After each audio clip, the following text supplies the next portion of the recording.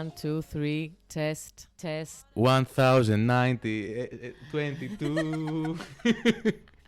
When the Smyrni fell and it was bad. A mixture of a real song from Sakis Rouvas, 1992. Your hard words were. Dun, dun, dun, dun. Shake, mi amor, crazy for love. It's after midnight, 3 in the morning. Yes. And we just drank the wine of the company. That's the word-by-word translation. Το κρασί της παρέας in Greek. Yes, yes. Which is famous for its cheap and shitty quality. Infamous, probably. Of course, at last, you know my love. Yeah. I have this perfect guest tonight. My first guest, face to face with no camera at all. No physical restrictions. He's by my side right now. I'm touching her kutelo right now. Yes, my forehead. Her forehead. Which is very big, that's what he says. Now I'm licking her forehead. And he says that it reminds him of tombstone. Something like that, like the interior part of a church. A dome. It's like a fucking dome, it's huge. It's like the shield of the Spartans in Leonidas. I imagine your face, a group of soldiers with your face as a shield. It's like... Are you breathing on the microphone? Τι κάνεις? I'm just messing with around. By the way, I haven't mentioned his name yet. Thanasis Gkatzolis, ladies and gentlemen. A comedian from Thessaloniki. Thank you so much for coming to my podcast. Woo! Thank you so much for saying that I'm a comedian. It's an honor. So you are invited right now here in my famous studio of my kitchen and living room together because I don't have money, I'm a student. Because you will be called to talk about your experience from Erasmus. Oh, yes. First of all, we have to say the place of my Erasmus after I drink my water. Okay. ASMR product placement right now. Yes. So I was an Erasmus student during the year of 1992. Fuck you. 1922 is the date. No, it was 19. The spring semester of 2000. And where it was exactly? It was in Paris, France. Really? I thought it was in another place in France. I thought you knew. No, it was in So Paris. you were in the capital? I was in capital for 4 months and many euros. Okay. Pretty many euros. It was weird from many... Was it your first choice? Yes. Because we have to say that in Greece we should include 3 different countries. So listen to my thought process. Okay. At that point, I was searching for other options, master degrees outside of Greece. Okay. Because I study history and archaeology, and in this field, England is the option. Yeah. England and UK and Germany. Oh, hi. Guys, who is calling me? Who is calling you? Ναι. Yes, Ρε μαλάκα, ηχογραφώ για όνομα της Παναγίας. Άσε με λίγο να σταματήσω και μετά. I think you should speak it in English. Είσαι στο podcast αυτή τη στιγμή, κλείσε. You should be speaking in English right now. Ναι. She says that you're in the podcast right now, idiot. That's what she says. Now he's trying to negotiate about the Mother of God. Okay, Whatever. Yeah. Bye bye. Θα τα πούμε. We will talk. That's what she said. Bye bye. Bye bye. Yeah, you got that one. Okay. Were you translating? Yes. That's what. Yeah, as I was saying, I wanted to check for other countries. For other programs or for other countries? So I went in France, first of all, for the language, because I wanted to perfectionate my French. And second, I wanted to see if it's a good choice for a master's degree afterwards. Because the masters are very cheap there. It's like 200, in France. 200 euros. 200 euros per year? Yeah. Okay. So in France, the education is free, but you pay something like 100 euros, 200 euros. So it's not 100% free, but it's practically free in comparison with other countries. Like yes, but I think that it somehow counterbalances the fact that the rents are very high. Well, in the price. I will tell you, I licked the mic. In the dorms, if you're an Erasmus student, you give 300 euros per month. Like a normal rent in Greece, guys, by the way, in Thessaloniki, for example. But you give 300 euros per month to live in a house that's like... Wait. To live in a flat or in a room? To live in a room which is like a little bigger than your kitchen. And you pay 300 euros? And you live with another person. With a roommate. No, you have two desks, two wardrobes, one sink, and... Inside the room? Yes, just one sink. And the fridge. Restrooms and the showers are public. And it's very nice, but if you are a master's student, you have to give you have your own room, but you give something like 400 euros, I think. Yeah. But so, and the life is a bit expensive, especially in Paris, which Paris is expensive even for France. Even for France, okay. It's like, even French people are like, okay, Paris is expensive, guys. I bought, I think, one baguette and one coffee, just espresso, and I paid 11 euros, which was way too much. They stole you. Yeah, of course. They literally stole you. They took your wallet and they sit on it. Yeah. It's not possible that you did that. Yeah, I paid 11 Especially, euros. You bought a golden bread or something. What the fuck did you do? I mean, it's not possible. You can shop from like Lidl. You'll go through, but life is expensive. But you get to be in Paris, so you get to walk around. I'm still very confused about my whole experience because it wasn't perfect, but it wasn't bad. Okay, concerning what? Well, first of all, I studied in my hometown, so I'm living with my parents. So it was the first time that for a long period I was alone. This might be perfect. With another guy, but we were perfect roommates. Where he was from? In France, if you go to the university dorms, you have to be with your nationality. They have the Greek dorm, the American dorm, the French dorm, the Swedish dorm. No racism, it's just the logic is that you have the same a cultural security. background, okay. You have some safety, some safe space, which was boomerang for me because I wanted no Greeks. At least not all the time. I wanted to be with complete strangers. Yeah. But I had no other choice. So I went there and my roommate was a Greek guy. I killed them and... Yeah, I put some friends there. From French, some Chinese people, But I had the Greek roommate, Γιώργος, τα φιλιά μου στο Γιώργο. My kisses to Γιώργος. Okay, from Athens. Athens, okay. Yes, that was a big benefit for me. I made some very good friends from Athens, so now I have...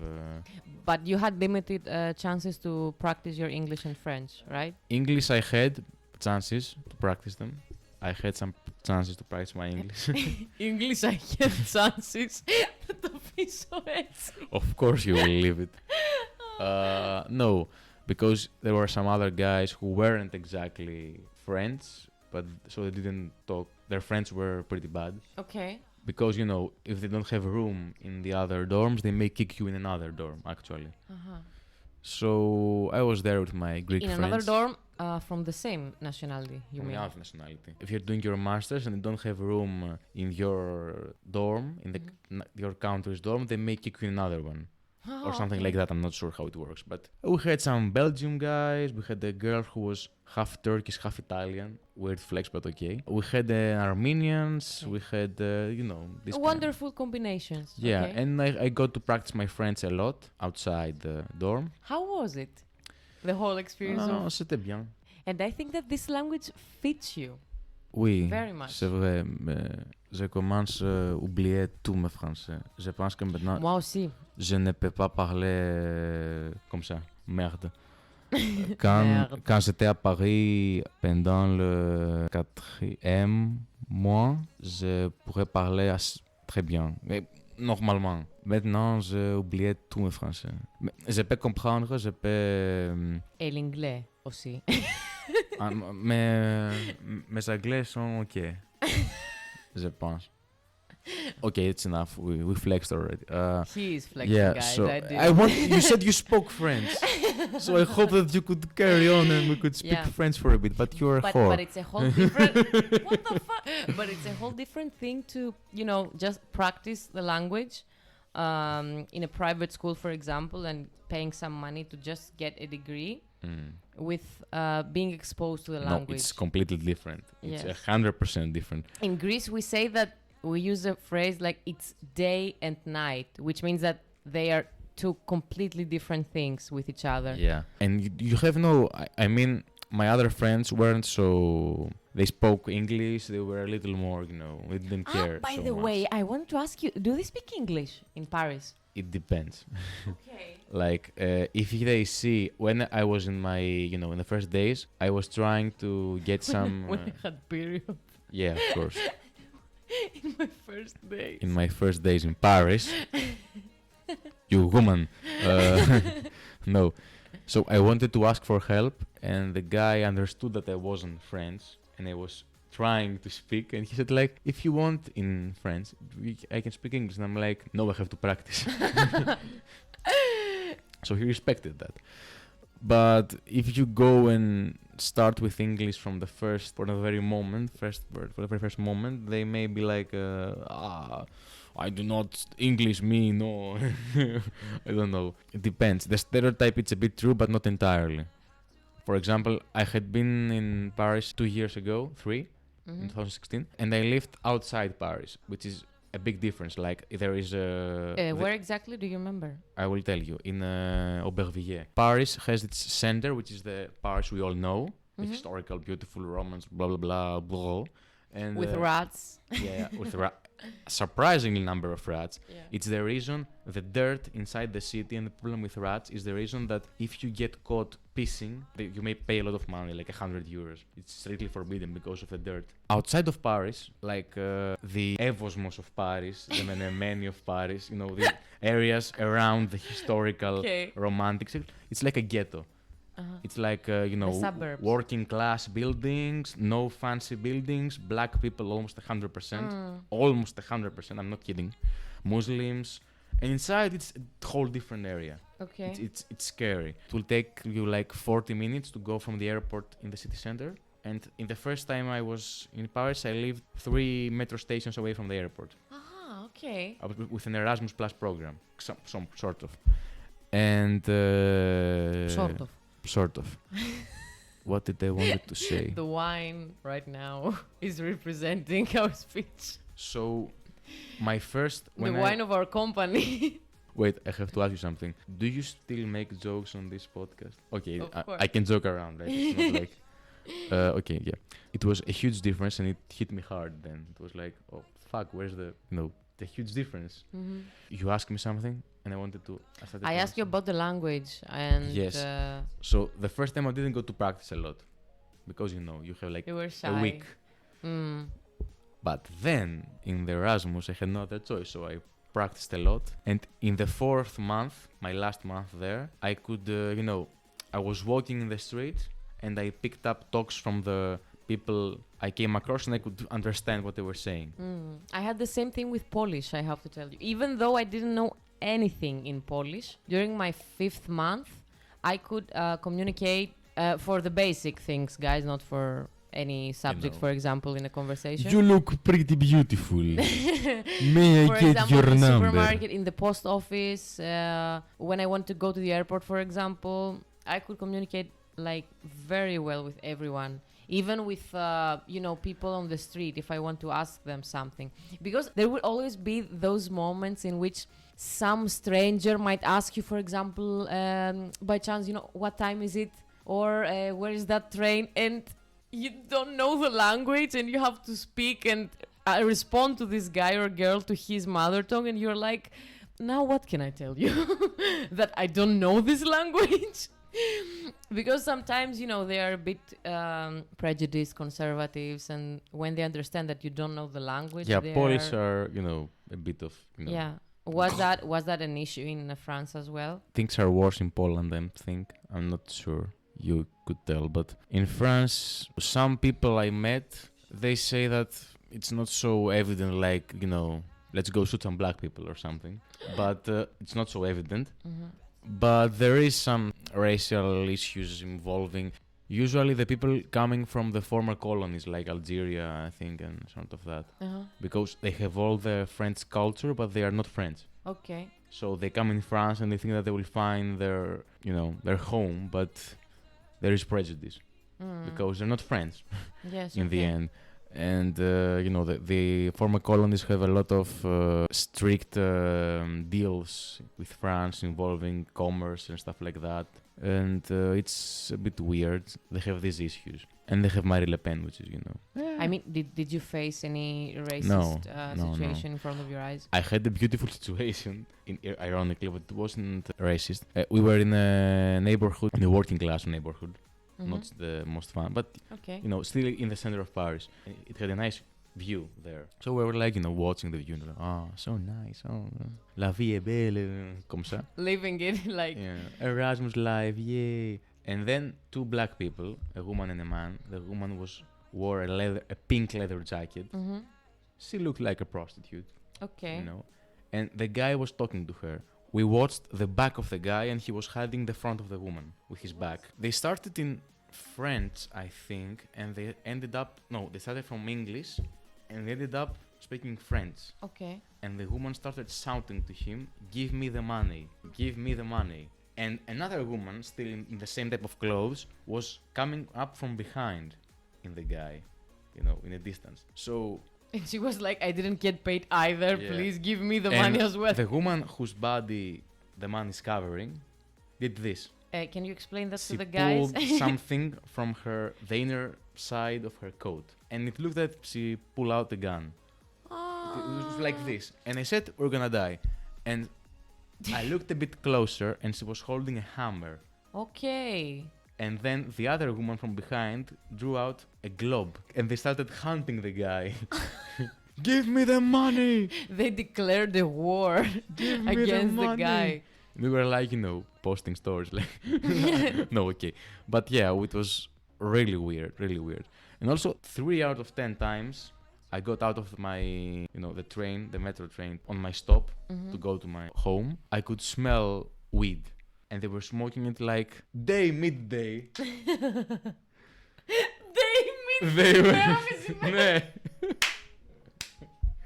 They were smoking weed in the middle of the metro station. Okay, we are Greeks, but we don't have to be so Greek. It was a joke. Midday. Midday, they were smoking weed. Midday and the wine of a company. Wine of the company. Gracias pareas. Απέσιο. C'est terrible. C'est totalement terrible. Oh mon Dieu, croissant.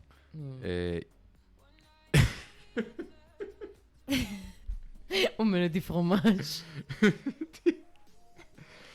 French. You wanted French. It's French. So... Ascenseur. Yes. We can put some water in our wine and continue talking. Okay, so do you remember anything remarkable from your trips? For example, in which places have you traveled in France or outside France?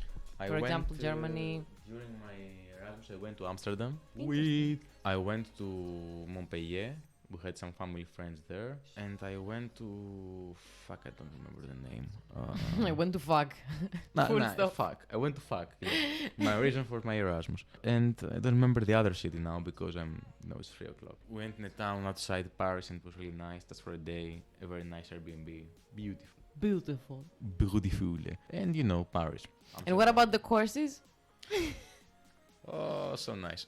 All of them were in French, so it was fucking difficult. Έλα ρε εσύ. And Alexandros as well told me the same thing in Spain. Hard. Yeah, but... Why did you choose those courses? I thought it would be nice to practice, but in the end...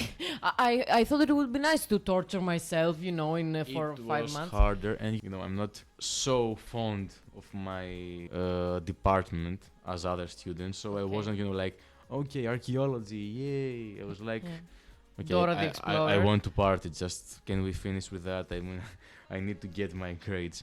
So, I wasn't participating so much. But in the end, I picked 4 courses and I had to pass 1 to get my money back. Because when you go to Erasmus program, you get some money. You have some scholarship, in order to get the 80% of the money, and you'll get the 20% only if you pass a certain amount of courses. Yeah, of course. For my department, and the 20% I think is given to you after your experience, after your arrival in Greece. After my arrival in Greece. after I give my papers and stuff, the documents I have to fill, I could skip one course, not go at all, and I did. Of course. Of course. It was my chance. I passed 2 courses, luckily, and then, okay. Did you cheat? No, I couldn't. I didn't understand French. But it was anyway. you know what, if I wrote in English, maybe it was better, but in that time I was so into French that it could be better for me to write in French, because I could bring a dictionary, Greek, French, I think, yes. And if I wanted English friends, French friends, I think the Frenchman can bring a friend to French. Wait, were you allowed to bring a dictionary? With me, yes, as a foreign student. Okay, you said the foreign, and I heard the forest. As a Forrest Gump, I could bring Oh my god, it's so... I think that I should stop recording so late, because in my first recording, in my second one, and this is the third one, and it's after midnight again. Yeah, but French.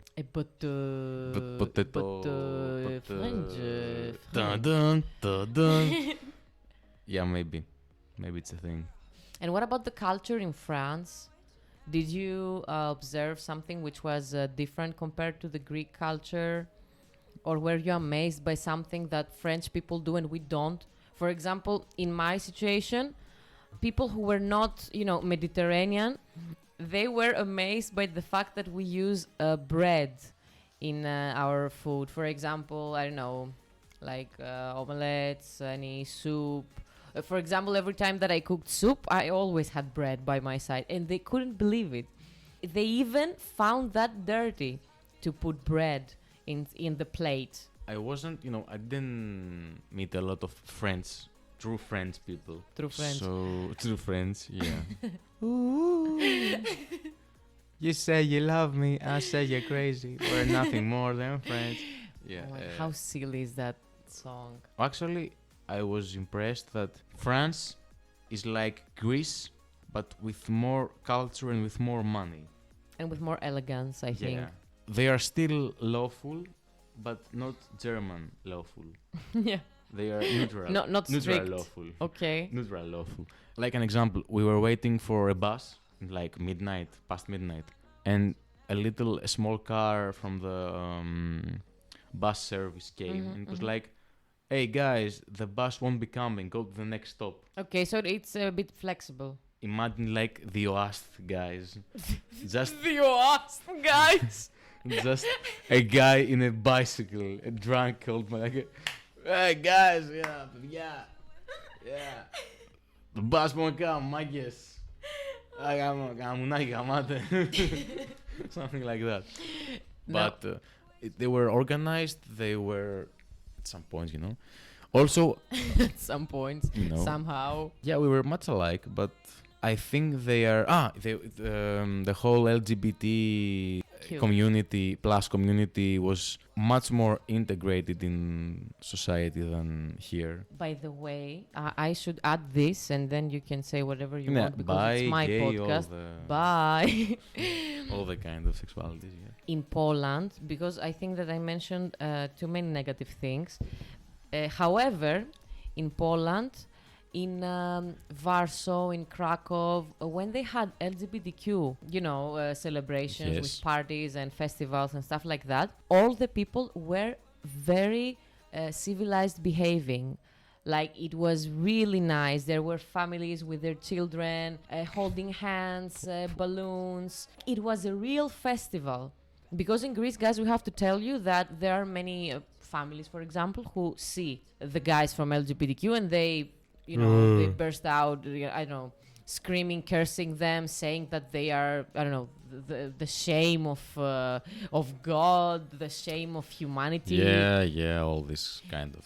And they are actually promoting some pervert feelings to their children as well, bad promotion and stuff like that. But in Poland, it wasn't like that. It was really civilized, really.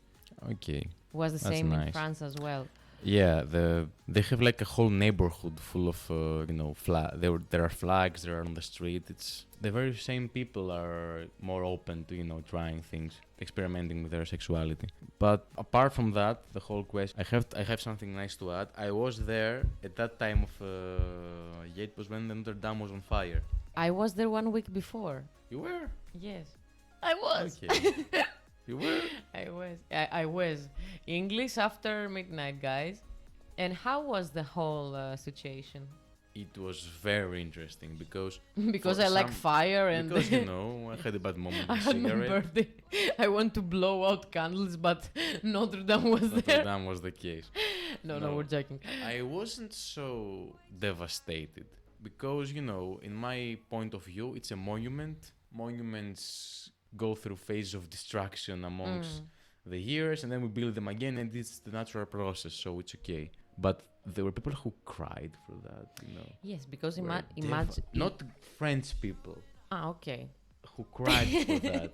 Who were devil. I was like, guys, it's a monument. I mean, I understand its importance, but I mean, even if a part of it is destroyed, that thing has happened throughout the years many, many times, and it will happen again, and we will rebuild it, and it will be its part, Yes, and it can be reconstructed and fixed again. They got so many money from afterwards, from donations. It was ridiculous. And we don't know if that was the actual aim, because that was my first thought. Maybe they did it on purpose. Yeah. We don't know. We never know, actually. But the French people went nuts. Like 1 or 2 days after the fire, we went through Saint Michel Square, and they were lying on their knees and praying like 100 people in Catholic, which is, the good prayers. The good prayers. Not in Orthodox, it's like Not Christos Anesti. No, it's like Ave Maria. By the way, guys. By the way, guys. Έχεις να τους πεις. By the way, guys, I want to say that now in Greece, we because we had this celebration of Easter cancelled in our religion. Now we have it like scheduled for today, I think, or tomorrow. Tuesday it was. Okay, so it was Tuesday. Our Easter was celebrated on Tuesday. You need to work on your religion. Yes, of course. Maybe because I don't believe in this thing anymore. I think the majority of Greeks don't. Or, sometimes I believe specific things, like more generic things. I mean, you don't have to be a Christian so that you can be a good guy. That's my opinion. Yeah. I mean, I think a huge percentage of Greeks don't believe. They just half believe or 15% believe. And it's just like, I believe. You don't believe. Oh, Thanasis. You don't believe. No. You piece of... He's the most Greek English-speaking guy that I have ever talked. The worst guy. He reminds me of my brother. We were in Mykonos, I think, 4 years ago. And we want to call a taxi. And there were some tourists, and they said that we will miss our ship. It leaves, I don't know, in 5 minutes or something like that. They were in a hurry. And my brother told them, okay, it's okay, just take it. It's not, we don't care. For example, we care for you and stuff like that. And they said, oh, thank you very much. And my brother told them, what did you say now? What do you say now? Come on. Like, no effort. Of any pronunciation. I just understood it, and it's horrible. It's not the actual aim, guys, to, I don't know, adopt a proper pronunciation, but just, try a little bit. Try. You can try anytime, at night or in midday. Midday. You can try.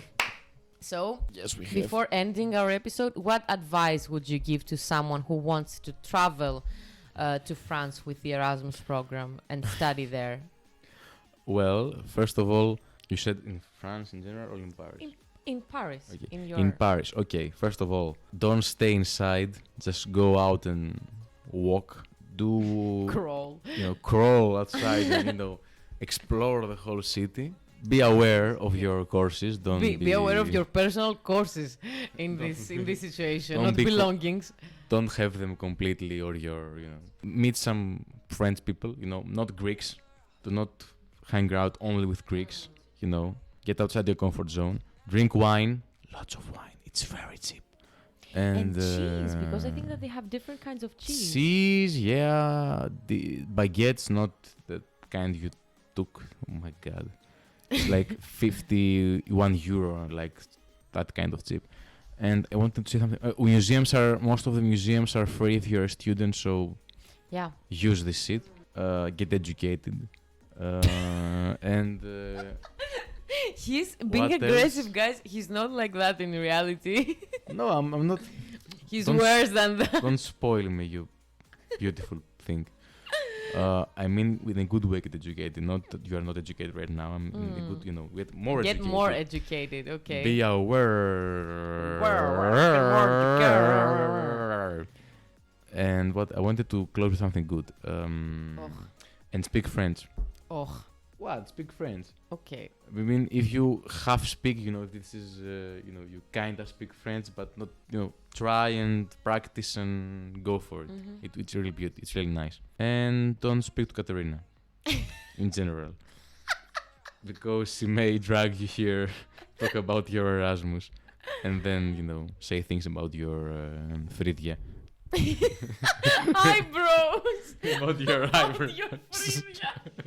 And then it won't be nice. And yeah, that's my final words. That's your final speech. Yes. Okay, thank you guys for listening to us. I think that it didn't get so serious like we expected. Sorry for that. We did that, right? We expected that. Okay, yeah. We had expectations for this episode, but okay, it's our fault, of course. My fault, basically, because I have chosen to talk to him right now at this moment. Yeah. After midnight. Maybe. Midnight. Yeah. By the way, we have to thank Thanasis and those of you who have listened to us. You can leave your comments on my YouTube channel, and thank you so much for listening to us. Take care of yourselves now that lockdown has come to an end. Enjoy yourselves, go out, drink wine, and travel to France as well. It's worth it. Yeah. It's worth it. Bye. Au revoir. Au revoir.